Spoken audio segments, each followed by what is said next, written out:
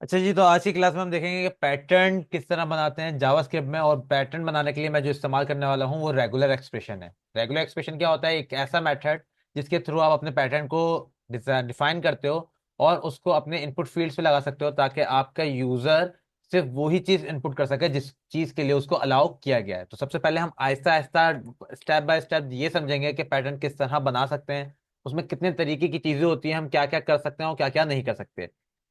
ये basically to step में होने वाला है। तो हम पहले फर्स्ट स्टेप में हम इसके सारे बेसिक्स को देखेंगे। नेक्स्ट नेक्स्ट स्टेप में हम इसके प्रॉपर पैटर्न्स बनाएंगे, like user name, email, password और फोन नंबर के। तो सबसे पहले हम इसके बेसिक्स देख लेते हैं। मैं यहाँ पे एक बॉयलरप्लेट ले लेता हूँ और सिंपल स्क्रिप्ट का टैग ओपन कर लेते हैं यहाँ पर, क्योंकि मैं यहाँ पे पैटर्न बनाने वाला हूँ। और इसको F5 करके डीबग कर रहा हूँ मैं।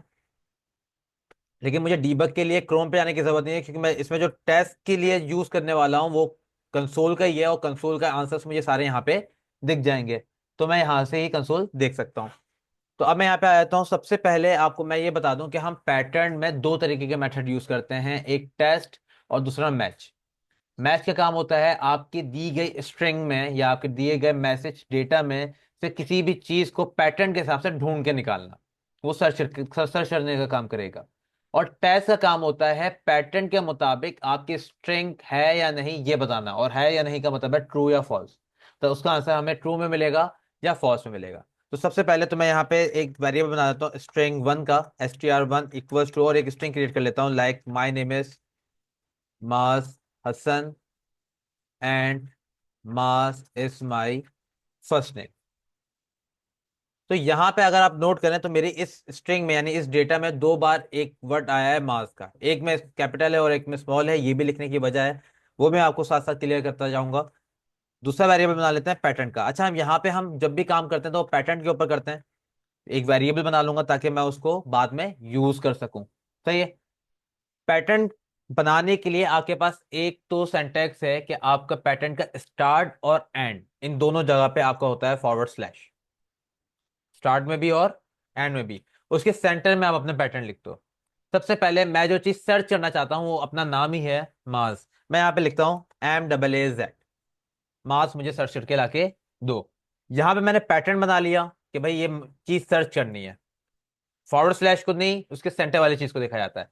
मैंने यहाँ पे पैटर्न बना लिया कि मास को सर्च करना है, और मैंने एक स्ट्रिंग तैयार कर ली जो कि डेटा है जिसमें से सर्च करना है। अब ये वेरिएबल मैंने बनाया है, आप चाहो तो किसी टेक्स्ट फील्ड या यूजर ने कुछ लिखा हो वहां से डेटा को document dot gate element by ID dot value से भी ले सकते हो। तो ये सिर्फ एग्जाम्पल के तौर पर देख रहे हैं, वैल्यूज को लेना सबको आता है। अच्छा, अब मैं यहाँ पे अब इसको चेक करूंगा कि मास नाम का वर्ड है या नहीं। तो यहाँ पे मैं चेक करने के लिए कंसोल डॉट लॉग का इस्तेमाल कर रहा हूँ, क्योंकि चेक करने के बाद उसको प्रिंट भी तो करवाना है। तो कंसोल डॉट लॉग मेरा प्रिंट करने में मदद करेगा। और इसके अंदर मैं कहता हूँ कि भाई स्ट्रिंग में मैच करना है, कि भाई स्ट्रिंग में वो चीज है या नहीं, तो स्ट्रिंग में मैच करना है। तो मैं यहाँ पे मैच का जो मेथड लगा रहा हूँ अपनी स्ट्रिंग पे लगा रहा हूँ। और किसके मुताबिक मैच करना है? अपने पैटर्न के मुताबिक मैच करना है। अपने पैटर्न के मुताबिक मैच करना है। मैं यहाँ पे पैटर्न की जगह यहाँ पे लिख देता हूँ पैट 1, ताकि हम क्योंकि बहुत सारे पैटर्न्स बनाने वाले हैं, तो यहाँ पे लिख देता हूँ मैं पैट 1। तो भाई स्ट्रिंग 1 में पैटर्न 1 के मुताबिक सर्च करो, देखो क्या है, या वो चीज़ है या नहीं। मैं रिफ्रेश कर, वो यहाँ पे ग्रीन का रीलोड का रीस्टार्ट का बटन है, इस पे क्लिक करता हूँ तो रीस्टार्ट करने पे मेरे पास देखो मार्स उसने सर्च करके दे दिया, और यहाँ तक कि मुझे ये भी बता दिया कि इंडेक्स नंबर 11 पर वो मौजूद है। अगर मैं यहाँ से काउंट करूं तो मेरे पास 11 ही कैरेक्टर्स के बाद M आ रहा है। सही है। अब ये बताओ कि मेरे पास मार्स ये भी है और ये भी है, मेरे पास तो दो मार्स है। लेकिन ये मेरे पास जो लेकर आ रहा है वो सिंगल मार्स लेकर आ रहा है, सिंगल मार्स लेकर आ रहा है पहला वाला। तो इसको रिवील करने के लिए, इसको बताने के लिए मैं आपको एक चीज बताता रहूं चलूं कि पैटर्न के साथ हम कुछ मॉडिफायर्स का भी यूज करते हैं। मॉडिफायर का काम क्या होता है कि उस पैटर्न को थोड़ी सी और एक्स्ट्रा फीचर्स के बारे में ट्रेन करना, कि उसको किस हिसाब से काम करना है या किस डोमेन में काम करना है। हमारे पास जो मोस्ट यूजेबल मॉडिफायर हैं वो आई और जी है। आई और जी देख लेते हैं भाई, आई और जी किस काम का आता है। भाई मैंने यहाँ पे कमेंट्स बना दिया, मैंने लिखा भाई modifier I is used for making pattern in case sensitive. In case sensitive इसका मतलब ये है कि ये आपकी जावास्क्रिप्ट यानी आपके स्ट्रिंग को या आपके पैटर्न को जो सर्च कर रहा है उसको इन केस सेंसिटिव कर देता है। क्योंकि JavaScript by default case sensitive language है, जो कि कैरेक्टर्स के कैपिटलाइज या स्मॉल होने पे भी ध्यान देती है। मतलब अगर कैपिटल एम से मैंने मास सर्च किया है तो ये सिर्फ मेरी लाइन में वो मास सर्च करेगी जिसका एम कैपिटल होगा, स्मॉल एम वाले को वो नहीं देखेगी। सही है। ये इस चीज के लिए हम क्या यूज करते हैं, आई। चलो मैंने यहाँ पे आई यूज कर लिया। आई से पहले इस चीज को कंफर्म करने के लिए मैं यहाँ पे एम कैपिटल की जगह मैंने एम स्मॉल रखा, तो देखते हैं क्या ये मास की जगह ये वाला मास सर्च करती है। तो ये पैटर्न, तो मैंने रीलोड किया तो देखो हाँ ये इसने ये वाला मास सर्च किया और इसका इंडेक्स नंबर क्या आ रहा है, 27 पर आ रहा है। तो इसका मतलब है अब ये सर्च कर रही है, ये सर्च नहीं कर रहा पैटर्न। अब मैं यहाँ पे अगर आई लगा देता हूँ, आई का मतलब क्या है, इनकेस सेंसिटिव। अब इसको फर्क नहीं पड़ता कि कैपिटल है या स्मॉल है, इसको फर्क नहीं पड़ता कि वो चीज कैपिटल है या स्मॉल है। इसे कहते हैं मॉडिफायर, यानी मैंने पैटर्न के अंदर एक फंक्शनैलिटी उसको मॉडिफाइड कर दिया, यानी उसके अंदर एक और फीचर ऐड कर दिया कि वो केस सेंसिटिव को ना देखे, चीज को खत्म कर दिया मैंने। रिफ्रेश करता हूं तो मेरे पास माजी आ रहा है, पहला वाला, दूसरा वाला नहीं आ रहा, क्योंकि इंडेक्स नंबर देखो 11 है, 27 नहीं है। ऐसा क्यों? क्योंकि हमारे पास जनरली पैटर्न जो है वो लाइन को पढ़ता है कैरेक्टर बाय कैरेक्टर, और उसको जैसे ही उसका वर्ड मिल जाता है जो वो सर्च करने निकला है, उसके बाद वो रिजल्ट दे देता है, आगे सर्च करना बंद कर देता है। आई लगाने से, जबकि मैंने सर्च छोटा एम किया है, लेकिन आई लगाने से आप उसको लिए कैपिटल एम और स्मॉल एम दोनों बराबर हैं, तो उसको पहला मास मिला, एम डबल ए जेड ये चीज मिली, और उसने वही सर्च करके दे दी, आगे उसने पढ़ा ही नहीं। अगर मैं चाहता हूं कि मेरा पैटर्न वहां पे ना रुके, जब इसको पहली चीज मिल जाए वो आगे भी पढ़ता रहे, यानी कि पूरे स्ट्रिंग में पढ़े, जितनी भी चीजें हैं पूरी स्ट्रिंग को पढ़े, और उसमें से वो सर्च करके लाए कि भाई क्या क्या मिला उसे। तो ये, तो उसके लिए हमारे पास मॉडिफायर है जी।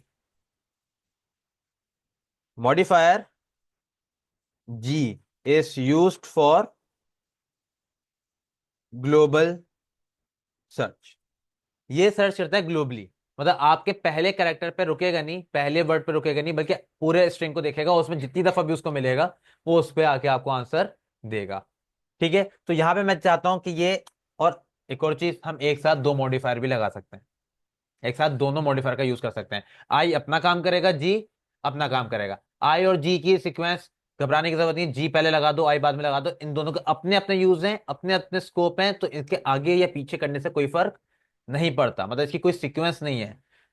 मैं अब इसको रिफ्रेश करता हूं तो देखो मुझे दोनों मास उसने रिटर्न करे, पहले उसको ये वाला मास मिला कैपिटल एम वाला, फिर उसको दूसरा मास मिला स्मॉल एम वाला, और दोनों उसने एरे की सूरत में मुझे यहाँ पे रिटर्न कर दिए।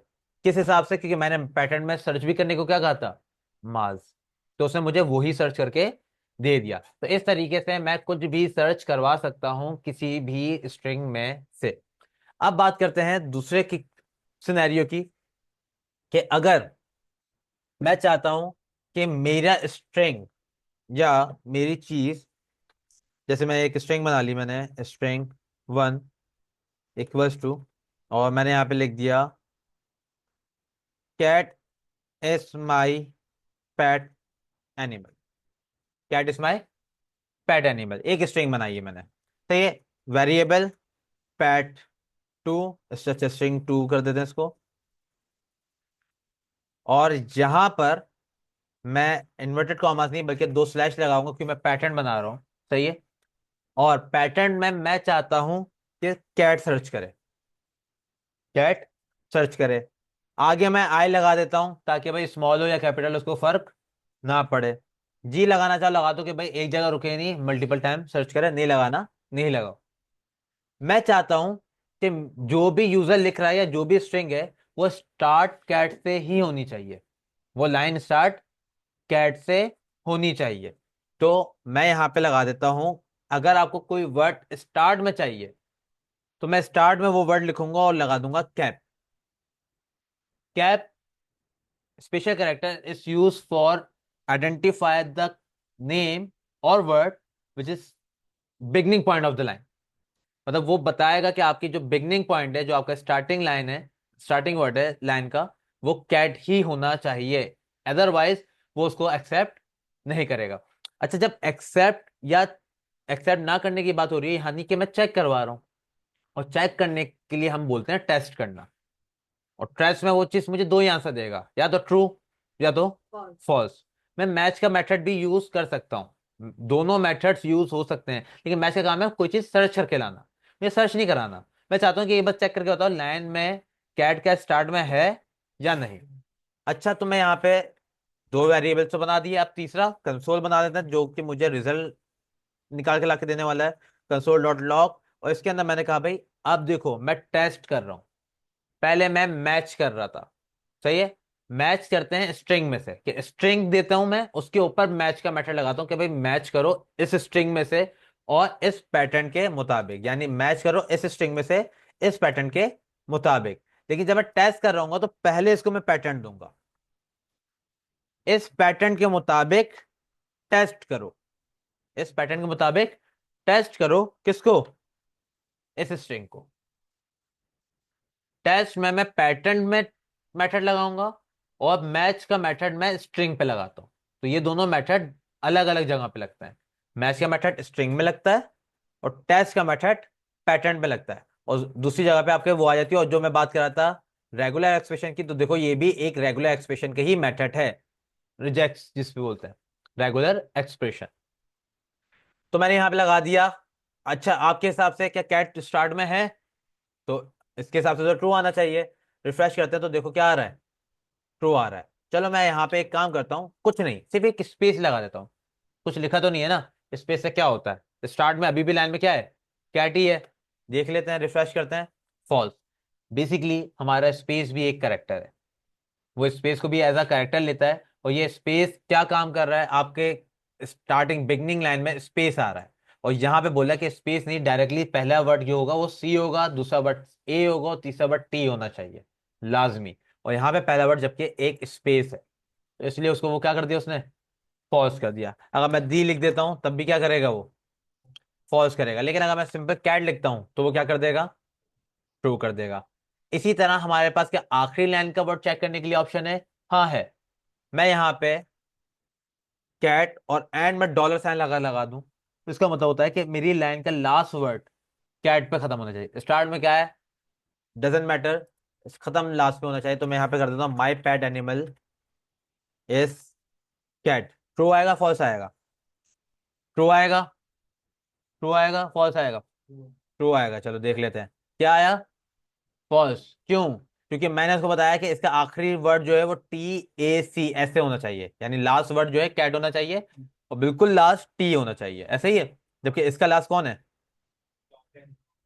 एक डॉट यानी फुल स्टॉप है, तो वो उसको नहीं मान रहा। मैं जैसे ये डॉट हटाता हूं अब इसका लास्ट वर्ड कैट है। अच्छा, ये भी चीज देख सकते हो कि इसमें मैंने जो सर्च कराया है वो कैपिटल सी है, इसमें जो लिखा है वो मैंने स्मॉल सी लिखा है।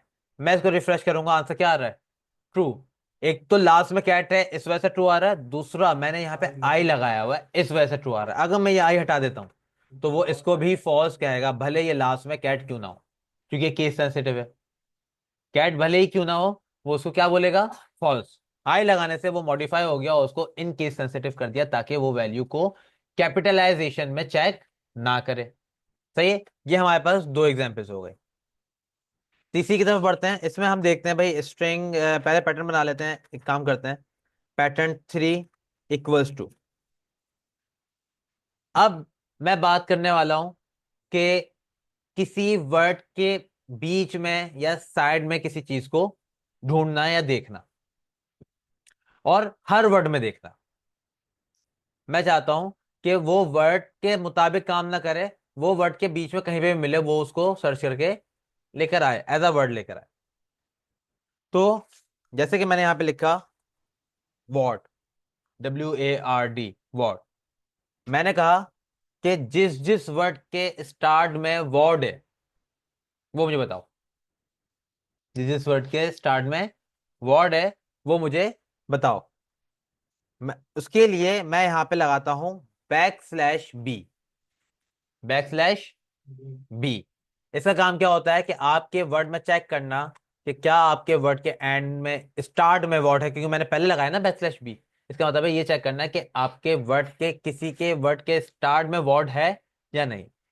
अब यहाँ पे मैं आई भी लगा देता हूं कि स्मॉल या कैपिटल मसला ना बने। और जी भी लगा देता हूं, ताकि वो पहले पे आकर रुक ना जाए, ग्लोबली चेक करे। सही है, पूरी स्ट्रिंग में। अब मैं बनाता हूँ एक स्ट्रिंग। मैंने कहा भाई स्ट्रिंग 3 इक्वल्स टू, मैं यहाँ पे कुछ वर्ड लिख रहा हूँ जैसे बैकवर्ड, सही है, वार्डरोब और वॉर्ड। यहाँ पे अगर नोट करो तो वार्डरोब और वॉर्ड ये स्टार्टिंग वर्ड्स हैं। इसमें जो वर्ड है लेकिन वो एंड का है, तो इससे पता चला क्योंकि ये स्मॉल में और ये दोनों के डब्ल्यू क्या है, कैपिटलाइज हैं। मैं यहाँ पे टेस्ट का मेथड यूज करूँ या मैच का? हम मैच का यूज करेंगे। क्यों? क्योंकि मैं यहाँ पे चीज को ढूंढने निकला हूँ, फाइंड करने निकला हूँ। तो मैं यहाँ पे इसको प्रिंट कराने के लिए कंसोल डॉट लॉग करने वाला हूँ। और कंसोल डॉट लॉग में मैं जब मैच कर रहा हूँ तो मैं स्ट्रिंग को पहले लिखूंगा। स्ट्रिंग नंबर 3 में मैच करना है मुझे, तो स्ट्रिंग नंबर 3 मैच। और किसके मुताबिक मैच करना है? अपने पैटर्न 3 के मुताबिक मैच करना है। चेक करते हैं। तो हमारे पास देखो दो वर्ड आ गए हैं। और कौन कौन से हैं? ये वाला वर्ड आया है और एक ये वाला वर्ड आया है, क्योंकि ये भी वर्ड का एक स्टार्ट ही कहलाता है। ठीक है, दो वर्ड आ गए हैं। अच्छा भाई, अगर मुझे ये देखना है कि कौन कौन से वर्ड एंड में वर्ड है, सही है, WARD किस किस के वर्ड के आखिर में, तो मैं ये जो बैक स्लैश बी है वो शुरू में नहीं आखिर में लगा दूंगा।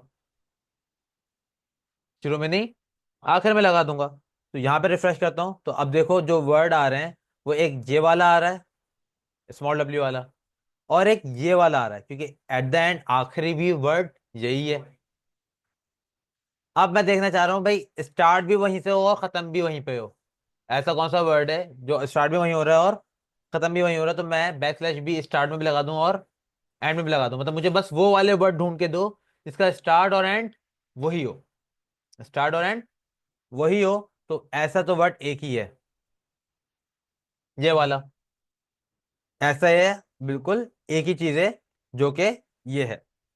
अच्छा, इसके अलावा हमारे पास सेकंड, मतलब हमारा हम जब फोर्थ की तरफ जाते हैं, फोर्थ में हमारे पास जो पैटर्न है वो कुछ इस टाइप का है कि मैंने बनाया अभी पैटर्न 4 इक्वल्स टू, और यहाँ पे मैं दो फॉरवर्ड स्लैश लगा लिए। अब मैं चाहता हूँ कि लेट सपोज कि हमारे पास कुछ वर्ड्स ऐसे होते हैं जिसके अंदर सेम वर्ड्स होते हैं। यानी कहने का मकसद ये है, लेट सपोज मैंने यहाँ पे लिखा अम्ब्रेला, सही है। मैं सिर्फ सपोज करने को कर रहा हूँ कि मैं कह रहा हूँ कि ये जो ए है ना, ए, अम्ब्रेला एक ऐसी एग्जाम्पल, एक ऐसा वर्ड है जिसमें ए भी आ सकता है और ई भी आ सकता है। ए भी आ सकता है और ए भी आ सकता है, ये सपोज करने के लिए कह रहा हूँ एग्जाम्पल के तौर पे, कि भाई ए भी आ सकता है और ई भी आ सकता है। मैं चाहता हूं कि अम्ब्रेला में इस जगह पे, यानी आर के बाद और एल से पहले, इस जगह पे ए आए तब भी ट्रू कहना, ई आए तब भी ट्रू कहना, इसके अलावा कुछ भी आए तो फॉल्स। इसके अलावा कुछ भी आए तो फॉल्स। मतलब मैं दो वर्ड्स को अलाउ कर रहा हूं इस जगह पर आने के लिए, दो वर्ड्स को अलाउ कर रहा हूं कि इस जगह पर आए तो वो ट्रू है, वरना तो फॉल्स हो जाएगा। और यहां पे मैं लगा देता हूं आई, ताकि वो केस सेंसिटिव को ना देखे। यहाँ पे एक और वेरिएबल बनाते हैं, मैं स्ट्रिंग बनाता हूँ स्ट्रिंग 4 इक्वल्स टू, और यहाँ पे मैं लिख देता हूँ अम्ब्रेला। अच्छा, यहाँ पे अब वो करने के लिए करना क्या होगा, मुझे जिस जगह पे चाहिए, जैसे इस ए की जगह चाहिए ना, मैं उस ए की जगह मिटाऊंगा और स्क्वायर ब्रैकेट्स बनाऊंगा। और स्क्वायर ब्रैकेट्स में जो जो मुझे अलाउ करने हैं, जो जो वर्ड्स मुझे अलाउ करने हैं, वो इसके अंदर लिख दूंगा अलग अलग। एक स्क्वायर ब्रैकेट्स जो ये मैंने बनाया है ये सिर्फ एक ही कैरेक्टर की जगह घेरता है। मतलब ऐसा नहीं है कि मैं ए और ई दोनों इस्तेमाल कर सकता हूं, मैं सिर्फ और सिर्फ इन दोनों में कोई एक ही यूज कर सकता हूं। अलाउ क्या है कि ए करो या ई करो, दोनों में क्या होगा, ट्रू होगा। वरना तो ये जो स्क्वायर ब्रैकेट है ये सिर्फ एक ही जगह ही घेरेगा, सिर्फ सिंगल वर्ड की, सिंगल लेटर की, सॉरी।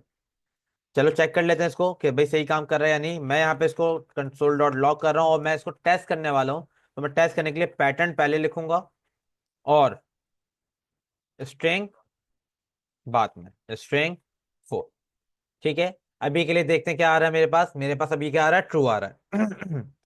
मेरे पास ट्रू आ रहा है, क्यों? क्योंकि इस जगह पे ए मौजूद है, ए को हटाया मैंने, ई लगा दिया। क्या अब ट्रू आएगा? हाँ, अभी भी ट्रू आ रहा है। अगर क्या मैं दोनों लिख दूं, ए भी लिख दूं और ई भी लिख दूं, भाई मैंने यहाँ पे भी तो ए और ई दोनों लिखा हुआ है, यहाँ पे भी ए और ई लिख दूं, तब क्या आएगा? तब फॉल्स आएगा। क्यों? क्योंकि मैंने यहाँ पे इन दोनों का लिखने का मतलब ये नहीं है कि ये दोनों चाहिए, इन दोनों का लिखना मतलब ये है कि इन दोनों को मैंने अलाउ किया है, इन कैरेक्टर्स को मैंने क्या किया है, अलाउ। लेकिन जगह कितनी है, एक ही है।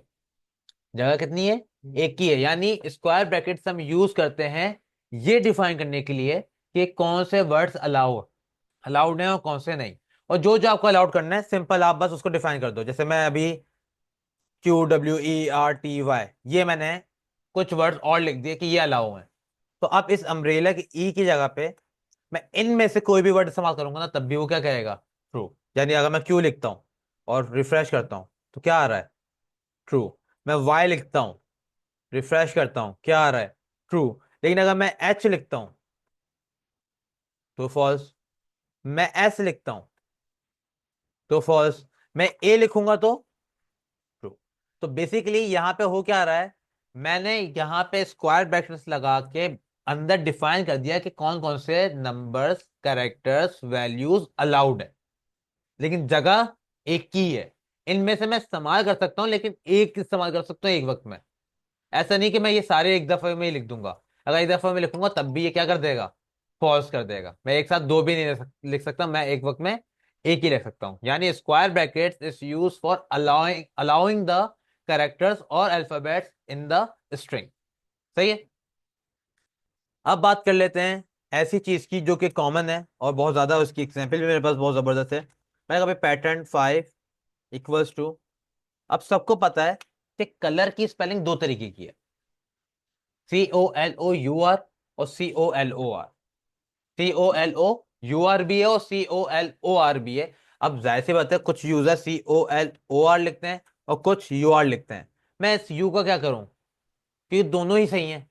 अगर कोई कलर लिख रहा है तो उसमें भी मैं ट्रू कहूंगा ना, और कोई COLOUR लिख रहा है तब भी मुझे ट्रू चाहिए।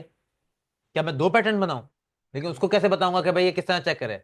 मैं क्या करूंगा, मैं जो चीज में डाउट है कि ये होना चाहिए या नहीं होना चाहिए, मतलब ये हो भी सकता है तब भी सही है, नहीं होगा तब भी सही है, तो उस वर्ड के बाद, उस कैरेक्टर के बाद मैं लगा दूंगा क्वेश्चन मार्क। उस अल्फाबेट के बाद आप क्या लगाओगे, क्वेश्चन मार्क। क्वेश्चन मार्क का मतलब है ऑप्शनल। ऑप्शनल सबको पता है, होगा तब भी ठीक है, नहीं होगा तब भी ठीक है। तो जो चीज आपको ऑप्शनल रखनी है, ऑप्शनल, तो उसके लिए आपको किस कैरेक्टर का इस्तेमाल करोगे, क्वेश्चन मार्क का। चेक कर लेते हैं भाई। मैं यहाँ पर, अच्छा मैं इसको आई और जी भी आई दे देता हूँ ताकि ये इनकी सेंसिटिव बन जाए। आप इसको एक वेरिएबल देते हैं लाइक स्ट्रिंग 5 की इक्वल्स टू, मैंने यहाँ पे लिख दिया COLOR, बल्कि UR करते हैं पहले तो। सही है। और इसको कंसोल डॉट लॉग में प्रिंट कराता हूँ। मेरे पास आंसर वैसे तो ट्रू आना चाहिए शुरू में ही, क्योंकि मैंने यू लिखा है। मैं टेस्ट करा रहा हूँ तो मैं लिखूंगा पहले पैटर्न 5 डॉट टेस्ट, और टेस्ट में मैंने लिख दिया भाई स्ट्रिंग 5। चेक करते हैं तो मेरे पास क्या आ गया, ट्रू आया। अब मैं COLOR करता हूँ, कलर, अभी भी क्या आ रहा है, ट्रू आ रहा है। लेकिन अगर मैं कोई और वर्ड लिख देता हूँ तो क्या आएगा, फॉल्स। मैं सिर्फ और सिर्फ यू लिख सकता हूँ ओ और आर के दरमियान, या तो उस यू को हटा सकता हूँ। कोई और चीज नहीं लिख सकता या कोई और करेक्टर को हटा नहीं सकता, सिर्फ ये सिंगल के लिए इस्तेमाल होता है। सही है। तो जिस करेक्टर ऑप्शनल रखना है उस करेक्टर के बाद क्या लगा दो, क्वेश्चन मार्क, तो वो उस क्वेश्चन मार्क के मुताबिक काम करेगा। ठीक है। तो अब ये दोनों सूरतों में क्या आ रहा है, ट्रू आ रहा है। अब बात करते हैं रेंज की। हमारे पास चीजें होती हैं रेंज में। मैं कभी भी सर्च करते वक्त क्योंकि जाहिर सी बात है इनपुट फील्ड, मैंने क्या कहा, हम रेगुलर एक्सप्रेशन इस्तेमाल क्यों कर रहे हैं, ताकि हम यूजर को वो चीज अलाउ करें जो चीज आनी चाहिए, एक्स्ट्रा कुछ भी नहीं। एक्स्ट्रा कुछ भी नहीं, क्योंकि हैकर्स और attackers inverted comma, single quotation और ऐसे कुछ स्पेशल कैरेक्टर्स का यूज करके आपके इनपुट फॉर्म में एसक्यूएल इंजेक्शन कर सकते हैं, जो कि आपकी वेबसाइट पे बहुत ज्यादा असरअंदाज होगा, आपके डेटाबेस को क्रैक कर सकता है और बहुत कुछ कर सकता है। तो उस चीज से बचने के लिए आप उसको अलाउ ही उतना करोगे जितना आपको करना है। यहां पर मैं जो करने वाला हूं बेसिकली वो है रेंज, क्योंकि मुझे नहीं पता इनपुट फील्ड में यूजर क्या लिखने वाला है। मुझे नहीं पता इनपुट फील्ड में यूजर क्या लिखने वाला है। तो मैं उसको यहाँ पे चीजें अलाउ करूंगा कि तुम ये चीजें इस्तेमाल कर सकते हो या इस्तेमाल नहीं कर सकते। तो अगर आपको अभी याद हो कि मैंने अभी थोड़ी देर पहले ही एक चीज इसी हवाले से इस्तेमाल करी थी कि अलाउ करना, कि कौन सी चीज इस्तेमाल कर सकते हो कौन सी चीज इस्तेमाल नहीं कर सकते, उसके लिए कौन सी चीज इस्तेमाल करी थी मैंने? Square brackets. स्क्वायर ब्रैकेट्स वो है जिसके अंदर मैं बताता हूँ कि क्या चीज अलाउ है और क्या चीज अलाउ नहीं है। मैं यहाँ पे आया, स्क्वायर ब्रैकेट्स लिखे मैंने, और मैंने कहा भाई A to Z अलाउड है, A to Z अलाउड है। सही है। आई कर देता हूं कि भाई कैपिटल हो या स्मॉल, तब भी वो अलाउड कर देगा। वरना अगर आई नहीं लिखोगे तो आपको यहाँ पे A to Z स्मॉल में, फिर A to Z कैपिटल में, ये दोनों बगैर स्पेस के साथ लिखनी होंगी। वरना तो आप सिंपल क्या कर दो, बाहर जाके मॉडिफायर लगा दो आई का, तब भी ये काम करेगा। ये पैटर्न बना दिया। वेरिएबल स्ट्रिंग 6 = अब यहाँ पे बात करते हैं माज। मैंने माज लिखा कंसोल डॉट लॉग, और मैंने कहा भी टेस्ट कर रहा हूं। सही है। तो मैंने कहा भी pattern6.test, और उसके अंदर मैंने कहा भी string 6। वैसे तो मैंने A to Z अलाउ किया है, तो MAAZ ये चारों ही वर्ड आपके A to Z में आते हैं, तो ये ट्रू होना चाहिए। ट्रू है। और अगर मैं इसमें कोई नंबर ऐड कर दूं तो अभी भी ट्रू आ रहा है। क्यों भाई? क्योंकि मैंने यहां पर इसको सेट नहीं किया मॉडिफायर लगा के। एक सेकेंड। यहाँ पे बेसिकली मैंने यहाँ पे A to Z इसको अलाउ किया, करेक्टर्स बताए उसको कौन कौन से अलाउ हैं। सही है। लेकिन मैंने यहाँ पर इसको स्टार्टिंग पॉइंट क्लियर नहीं किया। अगर मैं इसको स्टार्टिंग पॉइंट क्लियर कर देता हूँ, लाइक स्टार्ट ये A to Z से होना चाहिए, इसका मतलब ये है कि अगर मैं इसके अभी 1 पहले लगाऊं और 1 एक बाद में लगाऊं, बीच में A to Z है, रिफ्रेश करता हूं, तब भी ये क्या आ रहा है? ट्रू। क्योंकि मेरे स्ट्रिंग में ये सर्च कर रहा है और उसको A to Z का करेक्टर कोई ना कोई मिल रहा है। A to Z का करेक्टर मिल रहा है, तो जिसकी वजह से वो ट्रू बता रहा है इसको। क्योंकि एम भी A to Z में आता है, ए भी A to Z में आता है, ए भी A to Z में आता है, और जेड भी A to Z में आता है। तो वो ये देख ही नहीं रहा कि स्टार्ट में चाहिए या एंड में चाहिए। तो स्टार्ट और एंड के लिए हमने दो स्पेशल करेक्टर का यूज किया था, जो ऊपर ही किया है। और वो है कौन कौन से? एक है हमारे पास कैप, और दूसरा है हमारे पास डॉलर। तो मैं यहां पर आता हूं, मैंने कहा भाई A to Z से ही शुरू होना चाहिए, A to Z से ही शुरू होनी चाहिए, यानी ऐसा करेक्टर जिसका स्टार्टिंग पॉइंट क्या हो? A to Z हो। रिफ्रेश करता हूं, अब क्या आ रहा है? फॉल्स। क्योंकि यहां पे स्टार्ट किससे हो रहा है? ये नंबर से है। मैं इस नंबर को हटा देता हूं, अब तो एम A to Z में आता है। अब क्या आ रहा है? अब ट्रू हो गया। लेकिन मैं कह रहा हूं खत्म भी A to Z के अंदर ही होना चाहिए, स्टार एंड भी किस पे हो? क्योंकि मैं ये बना रहा हूं फॉर एग्जाम्पल यूजर नेम के लिए, या अपने फर्स्ट नेम या लास्ट नेम की इनपुट फील्ड के लिए, तो उसमें नंबर की जरूरत मुझे नहीं है। तो मैं चाहता हूं कि उसका चीज जो एंड हो वो भी किस पे हो? नम अल्फाबेट पे हो। रिफ्रेश करता हूं, तो अब क्या आ गया? फॉल्स। क्योंकि खत्म ये 1 पर नहीं हो रहा, खत्म ये 1 पर नहीं हो रहा। मैं इसको मिटा देता हूं, अब तो अल्फाबेट है। अब तो ट्रू रहेगा। रिफ्रेश करता हूं, अभी भी फॉल्स, अभी भी फॉल्स, अभी भी फॉल्स, और आपके पास अब ट्रू आया। वजह, क्योंकि मैंने आप लोगों को अभी कुछ टाइम पहले ही बताया कि हमारे स्क्वायर ब्रैकेट जस्ट 1 करेक्टर को रिप्लेस करते हैं। मैंने कैप और डॉलर लगाने का मतलब ये है कि कैप लगाया कि अल्फाबेट से शुरू होना चाहिए करेक्टर, तो वो असल में पहले करेक्टर को देख रहा था, A to Z तक तो ट्रू कह रहा था, बाकियों को देख ही नहीं रहा था। लेकिन जब डॉलर साइन लगा दिया एंड में भी, तो इसका मतलब है स्टार्ट भी वहीं से हो, एंड भी वहीं से हो, और एक स्क्वायर ब्रैकेट का मतलब एक ही करेक्टर है, तो वो सिर्फ एक ही करेक्टर को जानता है। आगे के करेक्टर वो मानेगा ही नहीं उस स्ट्रिंग में, आगे का करेक्टर उसको मानेगा नहीं। तो अब क्या करें? नाम कोई सिंगल करेक्टर का थोड़ी होता है, मुझे अलाउ भी करना है, लेकिन मैं मल्टीपल, कम से कम आपका यूजर नेम या आपका कोई भी नेम कम से कम भी मिनिमम 3 लेटर्स का होता है, और मैक्सिमम 10 12 15 जो भी आप चाहो वो कर सकते हो। लेकिन मिनिमम कितने लेटर्स का होता है? 3। मैं चाहता हूं भाई 3 से कम लेटर्स ना लिख सके, 3 से कम लेटर ना लिख सके, और ज्यादा से ज्यादा वो 10 लिख सके या 12 लिख सकते, या अनलिमिटेड करना चाहता हूं, यानी उसके करेक्टर्स में लिमिट लगाना चाहता हूं कि वो चीज कितनी होगी। अभी वो जो कर्ली ब्रैकेट्स हैं वो हम देखते हैं नीचे की तरफ। अभी मैं अगर सिंपल इसको बोलूं कि भाई A to Z, और A to Z एक दफा नहीं मल्टीपल टाइम अलाउ कर दो, मल्टीपल टाइम अलाउ कर दो, तो सिंपल मैं यहाँ पे प्लस का साइन लगाऊंगा। क्या लगाऊंगा? प्लस। के यही कैरेक्टर्स मल्टीपल टाइम्स आ सकते हैं, लेकिन इसी के कैरेक्टर्स आ सकते हैं, इसके अलावा और कोई कैरेक्टर नहीं आएगा, और यहीं से स्टार्ट होगा और यहीं पे ही खत्म होगा। अब रिफ्रेश करता हूं तो ट्रू है। मैं अब माज लिखता हूं पूरा नाम, ट्रू आ रहा है। लेकिन अगर मैं हसन लिखता हूं तो क्या आ रहा है? फॉल्स। किस वजह से फॉल्स आ रहा है? कोई बताएगा? स्पेस की, ऐसा कि मैंने यहाँ पे स्पेस अलाउ नहीं किया। मैं यहाँ पे स्पेस मिटा दूं बस, तो क्या हो गया? दोबारा से ट्रू हो गया। तो इसी तरह हम अपनी चीजों को यहाँ पे लिखवाते हैं, नोट करवाते हैं कि हमारी कौन सी चीज अलाउड है और कौन सी चीज नहीं। स्क्वायर ब्रैकेट सिंगल कैरेक्टर होता है जिसके अंदर हम चीजें अलाउ जो हो रही हैं वो हम अंदर लिख दी, और प्लस का मतलब है कितनी भी दफा लिख दो, लेकिन वही चीज जो इस ब्रैकेट के अंदर है, बाहर वाली कोई चीज नहीं आ सकती। अगर मैं बीच में 1 2 कुछ भी लिख दूं तो उसको वो क्या करेगा? फॉल्स कर देगा। इसके बाद हमारे पास है कि अगर मुझे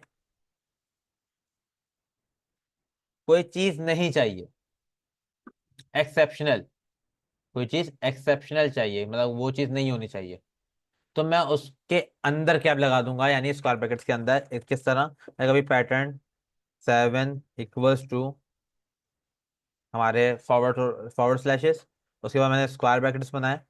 स्क्वायर ब्रैकेट्स में मैंने कहा भाई AEIOU, ये जो अल्फाज है ना, ये 5 अल्फाज। अभी ऐसे पता स्क्वायर वर्ड है, तो स्क्वायर वर्ड सिंगल है। मैंने कहा भाई इनमें मैं अभी चेक एक ही वर्ड को करा रहा हूँ, सिंगल कैरेक्टर ही लिखूंगा नीचे भी। मैंने कहा इनमें से कोई वर्ड नहीं होना चाहिए। स्क्वायर ब्रैकेट के अंदर वाला कैप बेसिकली उसका रिवर्स है। अगर मैं कैप नहीं लगाऊंगा स्क्वायर ब्रैकेट के अंदर, और चीजें जितनी भी चीजें लिखूंगा वो सबको वो अलाउ करेगा, और अगर कैप लगा दूंगा तो उनको छोड़ के बाकी सबको अलाउ कर देगा, उसे एक्सेप्शनल में डाल देगा कि भाई ये एक्सेप्टेड है, मतलब इसके अलावा बाकी सब आ सकते हैं, ये नहीं आ सकते। तो इस इन 5 वर्ड के अलावा मैं दुनिया के तमाम कैरेक्टर्स लिख सकता हूँ, मैं तमाम स्पेशल कैरेक्टर लिख सकता हूँ, dot comma space alphabet number सब लिख सकता हूँ, बस ये 5 नहीं लिख सकता। क्यों? क्योंकि मैंने स्क्वायर ब्रैकेट में आके मैंने इसको एक्सेप्टिंग में डाल दिया, एक्सेप्शन में डाल दिया कि भाई एक्सेप्शन है। क्लियर हो रही है? किस तरह देख लेते हैं। इसको आई भी कर देते हैं। मैंने कहा भाई वेरिएबल स्ट्रिंग 7 = फॉर एग्जाम्पल मैं अभी यहाँ पे ए लिखता हूँ, console.log pattern 7 और उसके अंदर मैंने लिख दिया भाई स्ट्रिंग 7। चेक करते हैं तो अभी क्या आ रहा है हमारे पास? फॉल्स आ रहा है, क्योंकि मैंने ए को एक्सेप्शन में डाला हुआ है। अगर मैं बी लिखूं, ट्रू आ रहा है। मैं अगर स्पेस लिखूं तब भी ट्रू आ रहा है। मैं अगर डॉलर लिखूं या परसेंटेज के साइन लिखूं तब भी ट्रू आ रहा है। लेकिन अगर मैं आई लिखूंगा तो फॉल्स। यानी मैं यहाँ पे बता सकता हूं कि कौन से कैरेक्टर्स को अलाउ नहीं करना, बाकी सबको कर दो, बाकी सब कर दो। लेकिन मैं नॉर्मली इसका इस्तेमाल कम करता हूँ, क्योंकि मुझे जिनको अलाउ करना होता है मैं बस उन्हीं का नाम लिखता हूँ, वरना तो आपको सबको अलाउ कर दोगे तो सभी आ जाएंगे, और कुछ को अलाउ नहीं करना तो उन सबको आपको बकायदा लिखना पड़ेगा। सही है? तो आप यहाँ पे बस वही लिखो जिसको आपको अलाउ करना है। तो हमारे पास एक तरीका ये भी है। अच्छा जी, तो इसके बाद हमारे पास क्या आ जाता है? फॉर एग्जाम्पल मैं चाहता हूं कि हमारे पास लिमिट हो, कैरेक्टर्स कितनी दफा अलाउ करने हैं मुझे कैरेक्टर, लेकिन उसकी नंबर्स अलाउ करना है। फॉर एग्जाम्पल मैं कभी variable pattern 8 = square brackets A to Z, A to Z allow कर दिया। अभी ये सिंगल कैरेक्टर है। अगर मैं यहाँ पे कैप और लास्ट में डॉलर लगा दूं तो ये स्टार्ट और एंड और एक ही कैरेक्टर को अलाउ करेगा, इसके अलावा और किसी चीज को अलाउ नहीं करेगा। और किस में से करेगा? A to Z में से ही करेगा। अगर मैं आई लगा दूं अब ये कैपिटल को भी करेगा और स्मॉल को भी करेगा। सही है? लेकिन मैं चाहता हूं कि कम से कम 3 हो, कम से कम 3 हो। मैं यहाँ पे कर्ली ब्रैकेट्स लगाऊंगा स्क्वायर ब्रैकेट के बाहर।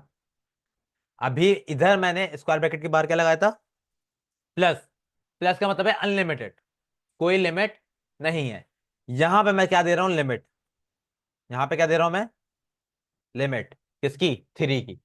मैंने किसकी लिमिट दे दी, 3 की, स्क्वायर ब्रैकेट के बाहर दी है। तो ये आप ये प्लस का साइन या कर्ली ब्रैकेट में लिमिट चीज, ये आप स्क्वायर ब्रैकेट्स के साथ ये इस्तेमाल करोगे। स्क्वायर ब्रैकेट अलाउ करता है उन चीजों को, और आपको नहीं पता कि कितने बड़ा वर्ड हो सकता है, तो आप जब भी लिमिट या अनलिमिटेड उसको रख सकते हो। लेकिन अगर मैं पर्टिकुलर कोई वर्ड सर्च कर रहा हूँ या फाइंड कर रहा हूँ, तो उसमें मुझे इस लिमिट की रखने की जरूरत नहीं है।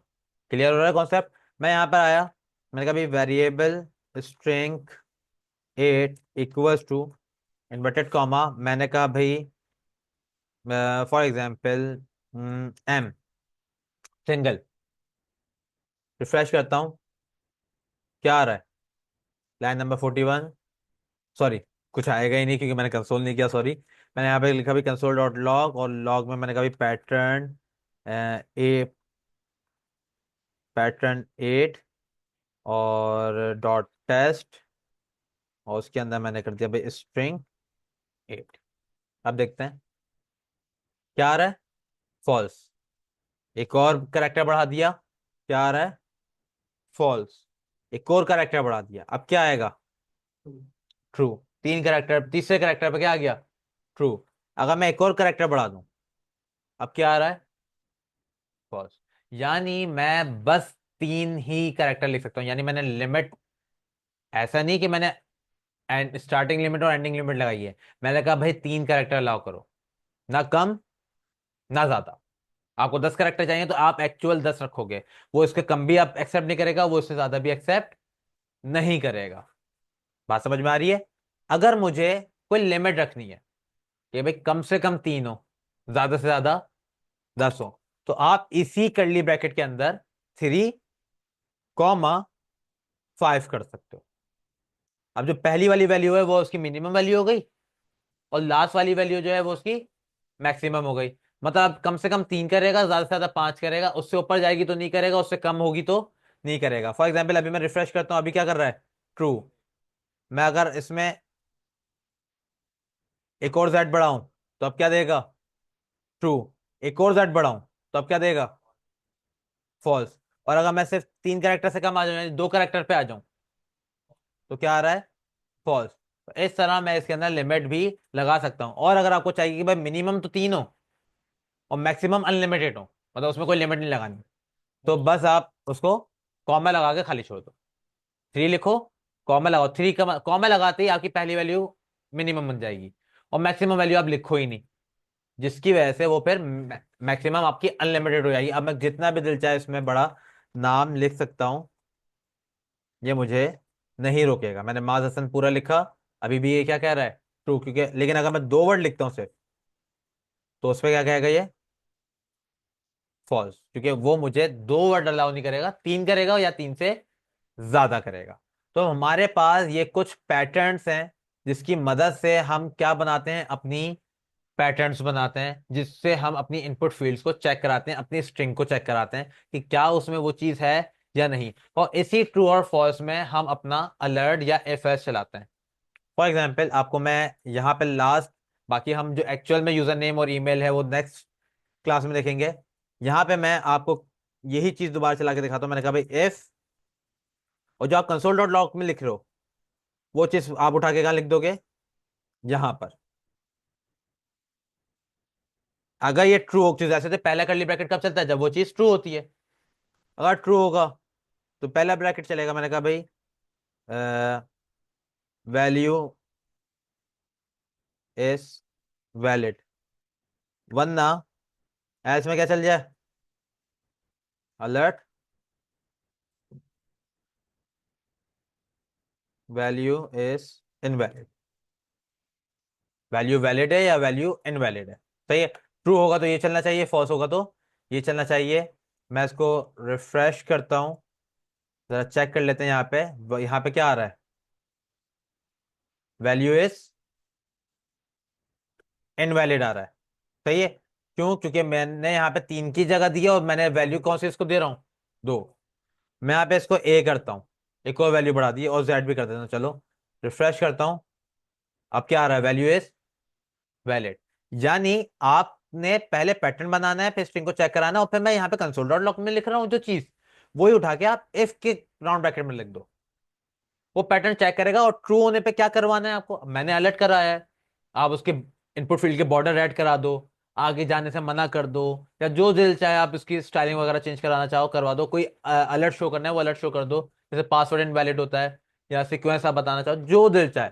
तो वो चीज उसके मुताबिक लिखोगे, पहला कर्ली ब्रैकेट ट्रू के लिए होता है तो ट्रू में, दूसरा कर्ली ब्रैकेट फॉल्स के लिए होता है तो फॉल्स में। अभी ये ट्रू आ रहा है तो वैल्यू इज वैलिड आ गया, और अगर मैं फॉल्स वैल्यू एंटर करता हूं, यानी दो वैल्यूज, और रिफ्रेश करता हूं, तो वैल्यू इज क्या आ रहा है, इनवैलिड। तो पैटर्न्स हम इस तरह बनाते हैं, और देन फिर उसको इफ एल्स में रख के उसके साथ जो हम करना चाहें वो कर सकते हैं। तो ये था हमारा रेगुलर एक्सप्रेशन, जिसमें हम पैटर्न्स का इस्तेमाल करके अपनी स्ट्रिंग को चेक करा सकते हैं, अपनी वैल्यूज को चेक करा सकते हैं। तो इंशाल्लाह मेरे नेक्स्ट क्लास में इसकी एक्चुअल जो एग्जांपल्स हैं, यानी user name, phone number, email और पासवर्ड, ये किस तरह होता है, वो हम सारी चीजें देखने वाले हैं।